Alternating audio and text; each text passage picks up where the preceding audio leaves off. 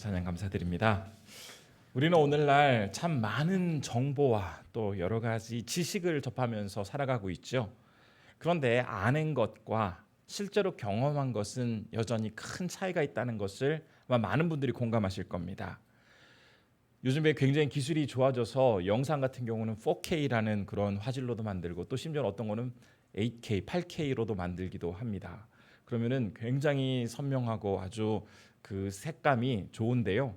스위스의 어떤 사진 아니면은 생생한 영상을 우리가 그렇게 보았을 때 참 실감난다라고 이야기를 하지만 그렇게 사진이나 영상으로 본 것과 직접 가서 그 장소에서 바란 것과는 여전히 차이가 있습니다.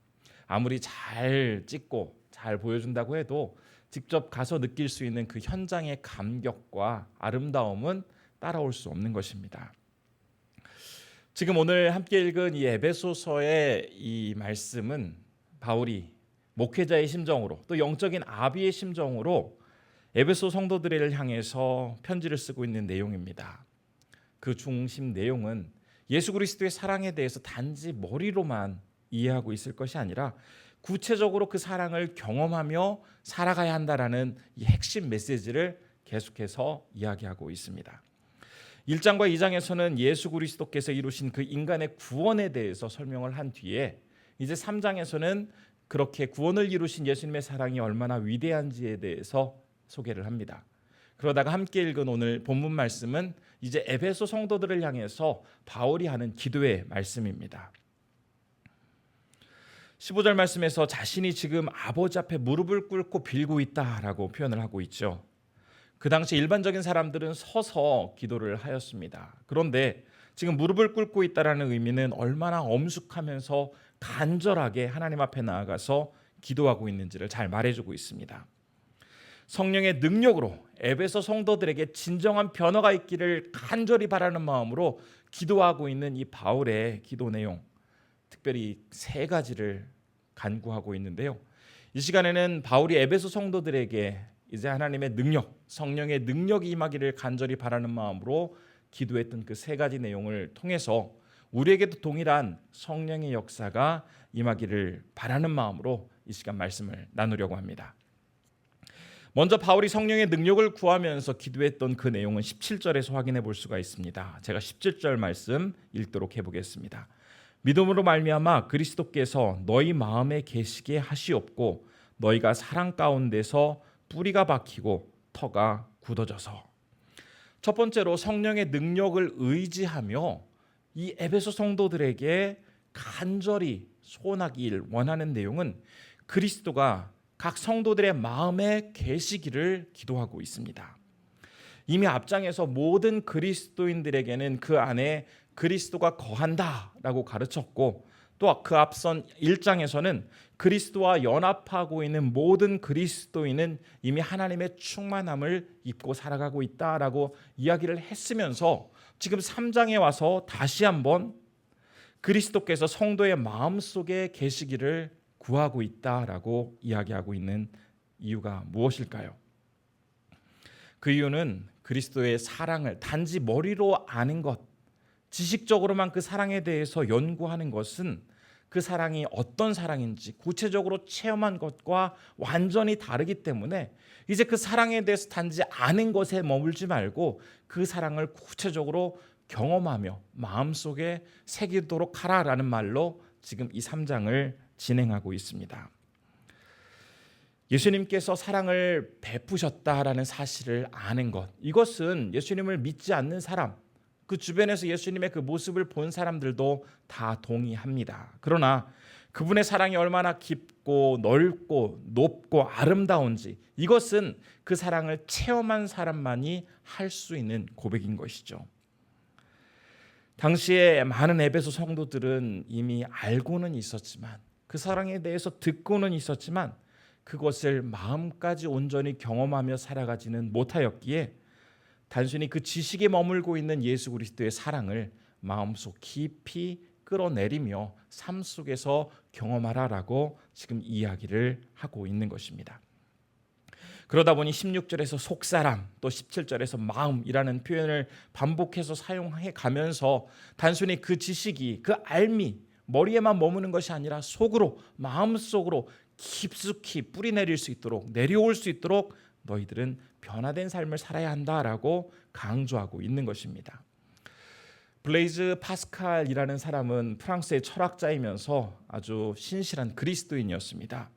그가 세상을 떠났을 때 그의 코트 안쪽에 그가 기록했던 어떤 한 기록을 계속해서 바느질해가지고 가지고 다녔다라는 사실이 알려지게 되었는데요. 바로 자신이 하나님을 만났을 때의 그 감격을 기록해서 자신의 그 안감에 바느질해서 가지고 다녔습니다. 그 내용은 1954년 11월 23일 저녁 약 10시 30분경부터 2시간 동안 자신에게 있었던 그 경험을 기록하고 있습니다. 철학자나 지식인의 하나님이 아니라 아브라함의 하나님, 이삭의 하나님, 야곱의 하나님이 나에게 오셔서 확실한 기쁨, 확실한 감격, 확실한 시력, 그리고 환희를 허락해 주셨다라는 그런 내용인데요.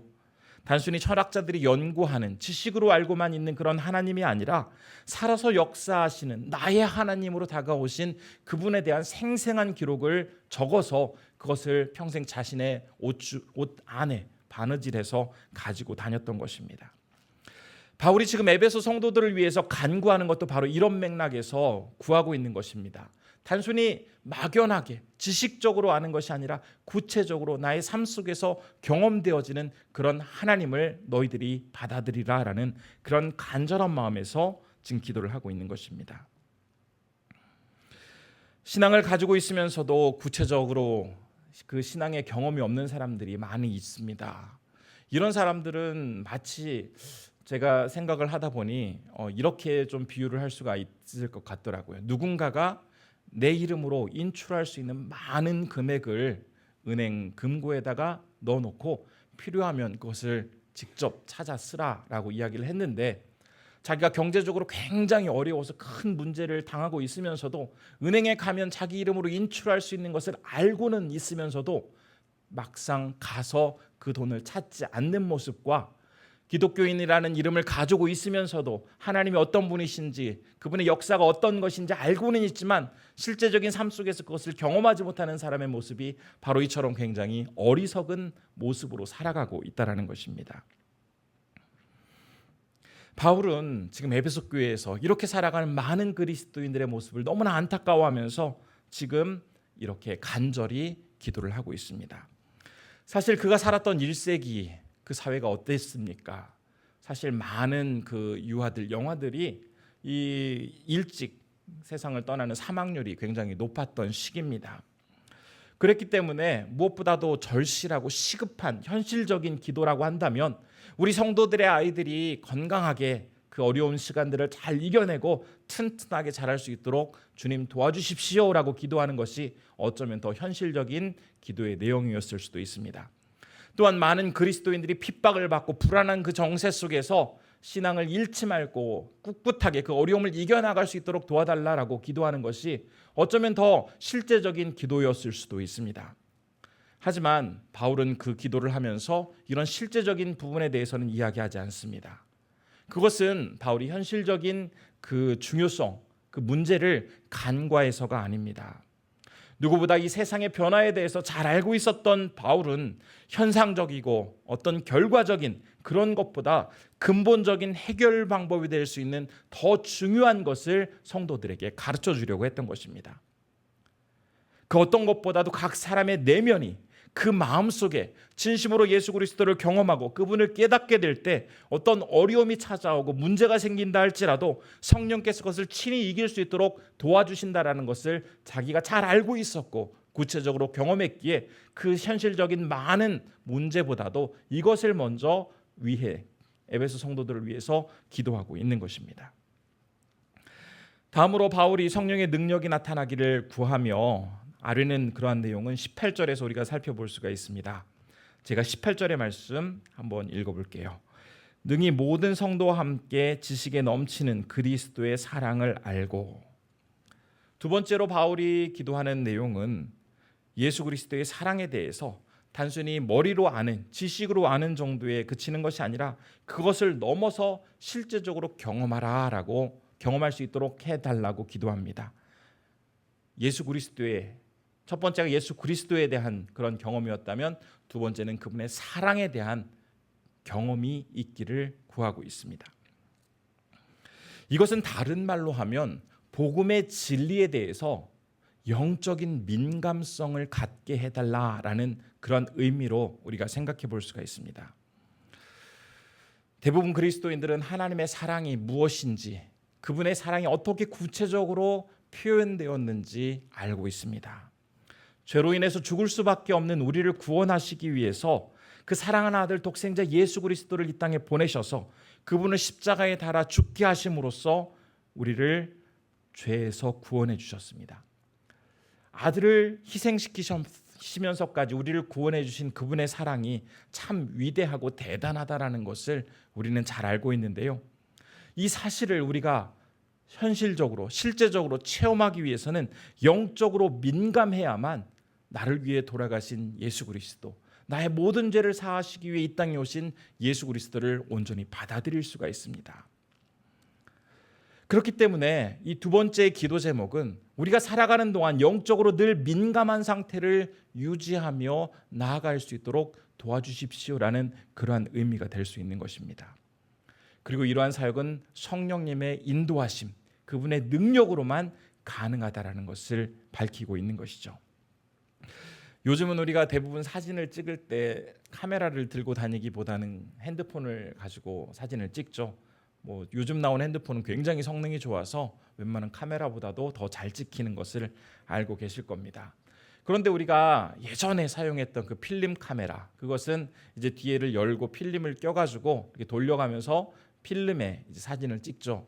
그 원리가 어떻습니까? 셔터를 누르면 조리개가 열리면서 렌즈를 통해서 그 상이 필름에 그 상이 이렇게 새겨지게 되죠. 그럼 필름에 저장된 그 이미지가 이제 인화지에 다시 출력되면서 우리는 사진을 보게 됩니다. 그런데 이때 이 성령의 역사는 마치 셔터를 눌렀을 때 조리개가 열리는 것과 같은 그러한 역사를 하십니다. 이 조리개가 제대로 열리지 않으면 아무리 셔터를 눌러도 사진이 찍히지 않습니다. 그런데 성령께서 우리 안에서 역사하실 때 우리가 바르게 하나님의 전능하심과 그분이 어떤 분이신지, 그분의 은혜, 이 모든 것이 우리 안에 바르게 새겨질 수 있도록 인도해 주신다는 겁니다. 그래서 성령께서는 우리의 마음속에 하나님이 어떤 분이신지 정확하게 알 수 있도록 도와주시고, 그분이 인도해 주실 때 우리는 주님 앞에서 바르게 살아갈 수 있고, 우리는 진심으로 늘 그분과 함께하며 살아가야 한다는 사실을 그분께서 깨닫게 해주신다는 겁니다. 즉 우리의 마음이 영적으로 민감하게 살아갈 수 있도록 도와주시는 분, 그분이 성령님이라는 사실을 가르쳐주고 있습니다. 미국의 위대한 설교자인 조나단 에드워드는 신적이며 초자연적인 빛이라는 그 설교에서 성령께서 사람의 마음을 민감하게 하심으로써 하나님을 더욱 잘 알고 그분을 경험할 수 있도록 하신다라는 것을 설명하기 위해서 이런 이야기를 했다고 합니다. 아마 이제 우리 성도님들 꿀 이렇게 이 얘기를 들었을 때 떠오르는 이미지가 있으시죠. 그런데 이 꿀이라는 말을 들었을 때 그 어떤 분도 짜다 아니면 쓰다 이런 생각을 가지신 분은 없을 겁니다. 대부분이 다 이 꿀을 드셔보셨기 때문에 꿀이 얼마나 단지 잘 알고 계십니다. 그러나 이 꿀이 달다라는 사실에 대해서 그것을 먹어본 사람들은 얼마나 단지 알지만 먹지 않은 사람들 중에서도 모든 사람들이 꿀이 달다고 하니까 꿀이라는 것은 정말 단가 보다라고 생각하면서 꿀은 달다라고 생각을 하고 그렇게 믿습니다. 그런데 꿀에 대해서 알기만 하고 꿀을 맛보지 않은 그런 사람이 어느 날 기회가 돼서 이 꿀을 맛보았을 때 자신이 알고 있었던 그 달다라는 정도보다 실제로 더 꿀이 달다라는 것을 자기가 느끼게 되었을 때 꿀이 달다라는 것은 알았지만 이렇게 정말 많이 달 줄은 몰랐어라고 얘기를 하게 될 것입니다. 이처럼 그리스도인들 중에서도 하나님이 거룩하시고 은혜를 베풀어 주시고 참 우리 가운데 사랑을 주시는 분이라는 것을 많이 들어서 알고는 있지만 성령의 인도하심으로써 직접 그분의 사랑과 은혜를 경험하게 되었을 때 하나님은 정말 거룩하신 분이 맞구나. 그분은 나에게 은혜를 베풀어 주시는 분이시구나. 하나님은 나와 늘 함께하며 나에게 모든 것들을 베풀어 주시는 참 귀한 분이구나라는 것을 이제는 실제로 고백할 수 있게 됩니다. 아는 것과 실제로 경험하는 것, 이 둘 사이에는 엄청난 차이가 존재하고 있습니다.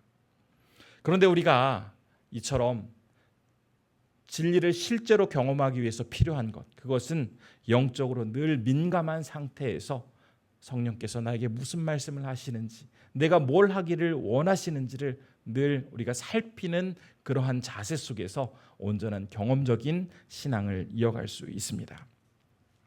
우리 성도님들 가운데 혹시 아직도 다른 사람들이 나를 비난하고 또 여러 가지 문제 때문에 많이 마음이 딱딱하게 굳어 있으신 분이 계십니까?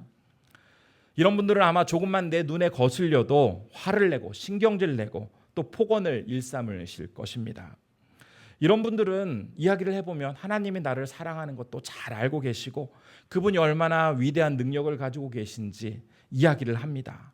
그러나 정작 그분이 주시는 그 사랑에 대해서, 은혜에 대해서 실제적으로 경험을 하지 못하다 보니, 단지 아는 것에 그치다 보니 실제적으로 자신의 삶 속에서는 그분의 은혜와 사랑이 동행되는, 함께하는 그런 모습이 전혀 나타나지 못하고 있는 것입니다. 이런 사람들은, 기독교 신앙을 가지고 있는 사람들은 그의 인생을 어디에다 어떻게 그려야 하는지 잘 알고 있지만 실제로 자신의 삶은, 기독교인으로서의 삶은 그 그림 위에, 그 도화지 위에 직접 그리지 않는 사람과 같습니다. 바울은 바로 성도들이 이렇게 이중적이고 모순적인 모습으로 살아가지 않도록 기도하고 있는 것입니다. 그렇게 되기 위해서는 그리스도께서 진심으로 내 안에 거하시고 온전히 그분께서 나를 주장하실 때 영적으로 민감해질 수 있고, 이 말은 다시 말하면 성령께서 나와 함께 하실 때 나는 영적으로 민감해질 수 있고 그분의 능력을 구하며 참된 그리스도인으로 살아갈 수 있다라는 그러한 의미입니다. 이제 마지막으로 바울은 세 번째로 에베소 성도들을 위해서 성령께서 능력을 나타내 주시기를 간구하면서 구하는 내용이 19절에 나와 있습니다. 19절 말씀 제가 한번 읽어보겠습니다. 그 너비와 길이와 높이와 깊이가 어떠함을 깨달아 하나님의 모든 충만하신 것으로 너희에게 충만하게 하시기를 구하노라. 세 번째로 구하고 있는 것은 하나님의 모든 충만하신 것으로 충만하게 되기를 기도하고 있습니다. 우리가 이 충만이라는 단어를 들었을 때는 무엇인가 가득 찬 상태, 가득 차 있는 어떤 느낌, 이것에 더해서 새롭게 변화된 것까지를 의미하는 경우가 많습니다. 성경에서는 주로 충만이라는 의미를 이렇게 어떤 상태만을 의미하는 것이 아니라 그것이 실제적으로 변화된 것까지 이르는 경우가 많은데, 지금 바울은 이 본문에서 충만이라는 단어를 사용하면서 그 의미를 단순히 어떤 것을 아는 것에 그치는 것이 아니라 실제적으로 풍성하게 경험하는 삶이라는 의미로 사용하고 있습니다. 그래서 예수 그리스도의 사랑에 실제적으로 삶의 뿌리를 받고 그 사랑을 공급받으면서 살아가라라는 그런 권면을 하고 있는 것이죠. 그렇게 될 때 아무리 가난하고 부족하고 어려움이 찾아온다 할지라도 불평하거나 걱정하지 않고 그 환경과 상황 때문에 스스로를 비관하지 않고 살아갈 수 있게 된다라고 말을 하고 있습니다. 사실 각 교회마다 많은 교육과 훈련이 진행되고 있습니다. 그런데 이 훈련과 교육에 참여하시는 분들의 그 모습을 보면 정말 많은 것을 알고 싶어하는 그런 절실함, 간절함이 있으십니다. 그렇게 공부를 해서 내 지식이 늘어나고 또 예전보다 더 아는 것들이 풍성해지면 굉장히 마음적으로 기쁘죠. 그런데 참 안타까운 것은 많은 교육과 훈련이 단순히 머릿속에 지식을 넣고 그것으로 끝난다라는 사실입니다. 실제적인 그 알미, 내 삶의 현장에서 어떻게 적용될지, 내가 그렇게 살았을 때 어떤 놀라운 변화가 있었는지에 대해까지 우리가 살피지 못하고 있습니다. 우리는 단지 지식적으로 많은 것들을 알아서는 결코 그것이 큰 힘을 나타낼 수 없다라는 것을 지금 계속 살펴보고 있습니다.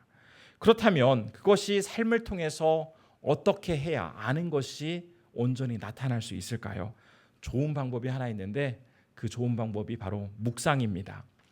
창세기 32장에 보면 이제 야곱이 분이엘에서 이 하나님의 천사와 씨름하는 장면이 나오죠. 우리는 뭐 이것이 이 씨름이 물리적으로 이렇게 서로 부여잡고 이렇게 싸움하는 그 씨름하는 그런 물리적인 행동이다라고 1차적으로는 해석을 하지만 또 그 과정 속에서 하나님의 말씀 속에서 자신을 돌아보고 또 그 말씀 속에서 내가 어떻게 살아야 하는지를 자신을 돌아보고 또 여러 가지 유혹과 시험 앞에서 어떻게 반응할 것인지 그 자신의 모든 전반적인 것에 대해서 살피는 그러한 시간을 우리는 씨름이라고 이야기를 할 수가 있습니다. 바로 말씀 앞에서 이렇게 씨름하는 이 과정, 이것을 우리는 묵상이라고 이야기할 수가 있습니다. 성경 말씀을 묵상하면서 그 말씀 앞에 자신을 철저히 내어놓고 그 말씀과 자신을 함께 놓아서 그것을 말씀 속에 자신을 비춰보면서 내가 지금 어떻게 살아가고 있는지, 어떻게 살아야 하는지, 수많은 어려움과 아픔 속에서 내가 앞으로 어떻게 살아야 할지를 다짐하는 그러한 시간으로 살아가는 것이 바로 묵상의 시간입니다. 또한 이 묵상의 시간에는 우리가 기도를 통해서 하나님과 더 친밀하고 또 그분과 깊은 대화 시간을 통해서 더욱더 하나님을 우리의 마음속에 깊이 선명하게 새길 수도 있습니다. 오늘날 참 많은 사람들이 이 명상이라는 것에 관심을 갖고 있습니다. 그런데 이 일반적인 사람들이 이야기하는 명상은 대부분 마음을 비우고 또 욕심을 내려놓고 또 마음을 가볍게 하는 그러한 시간을 갖는 것을 명상이라고 이야기를 하죠. 그러나 성경에서 말하는 묵상은 이런 비움의 시간이 아닙니다.